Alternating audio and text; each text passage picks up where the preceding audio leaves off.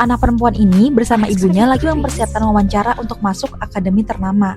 Bahkan setiap jawaban udah dilatih berkali-kali. Sebelum giliran masuk, ada satu anak yang keluar sambil nangis karena gagal. Jelas aja, anak ini langsung makin gugup dong. Begitu masuk ke ruangan, suasananya hening banget. Para penguji juga kelihatan serius dan bikin tegang. Sampai akhirnya masuk ke pertanyaan terakhir. Padahal jawaban itu udah dihafal di luar kepala. Tapi salah satu juri malah mengganti pertanyaannya. Anak ini yang karena tegang, dia malah nggak fokus sama pertanyaan si juri. Dia tetap mencoba menjawab sesuai dengan latihan yang diajarkan ibunya. Yang sayangnya ya nggak nyambung dong akhirnya. Dia makin panik ngelihat muka ibunya, sampai akhirnya nggak bisa nahan air mata. Mereka pun pulang dengan kecewa, tapi ibunya nggak nyerah. Dia tetap bertekad memasukkan anaknya ke akademi tersebut. Bahkan mereka sambil membeli rumah yang letak areanya tuh di dekat sekolah impiannya itu. Harapannya anaknya bisa diterima lewat jalur lain. Tapi rumah barunya ini ternyata di sebelah rumah tua yang kelihatan menyeramkan. Begitu masuk ke rumah baru, bukannya beres-beres dulu, si ibu malah langsung nempelin jadwal belajar. Semua aktivitas anaknya udah disusun dengan rapi. Bahkan hadiah ulang tahun yang ke-9 udah ditentukan, sebuah mikroskop. Jelas sih, hidup anak ini benar-benar udah direncanain semua. Sekarang langkah pertama dia yang dilakukan adalah belajar.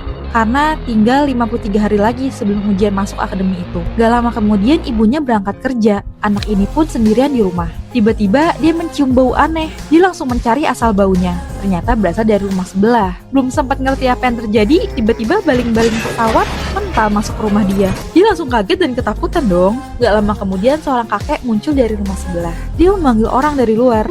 Halo, ada orang di sini? Karena takut anak ini cuma diem. Dan si kakek masuk ke halaman rumahnya untuk mengambil baling-baling itu. Keributan itu akhirnya bikin para tetangga berdatangan. Barulah ketahuan kalau kakek ini sering mencoba menerbangkan pesawat rakitannya sendiri. Polisi pun datang. Akhirnya ngajak damai kan. Si kakek memberikan sekaleng koin kepada mereka. Malam harinya ibunya pulang kerja. Anak ini langsung menceritakan semua kejadian yang terjadi.